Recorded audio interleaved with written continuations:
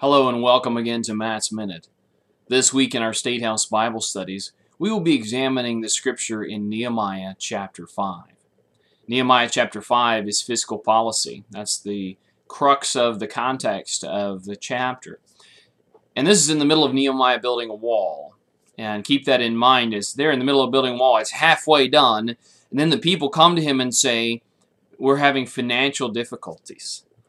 Now, Nehemiah, he could have dismissed it and said, I'm in the middle of something, my hands are full, my head is full of all of what I'm trying to do, and move along. And yet, he takes care of the poor. And they are crying out to him and saying, "We are having unjust financial policy, and we've mortgaged our houses and our lands and our vineyards, and even our children, we've given them up to pay for the bills that we have to pay," particularly the taxes that he was talking about here in Nehemiah 5. Well, Nehemiah, he becomes very angry at this because God had policy set in place in Deuteronomy 23:19 and 20.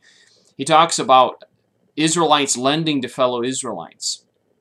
Well, they were not allowed to charge interest. Then there were also policies put in place by God saying that every 50 years they would give back the collateral that had been given if they were the lender. And so here you have this policy that was in place by God that the people of Israel are clearly not obeying. And so Nehemiah becomes very angry. Then the next verse there says that Nehemiah consulted with himself. I love that word in that sentence. He consulted with himself. Sometimes I think we need to, when we are faced with an issue we need to confront, when we're faced with that, we need to count to 10, pray, consult with ourselves, because sometimes when the rebuke and reproof needs to be made, we allow the people we are about to reprove and rebuke, discount what we say because of how we say it.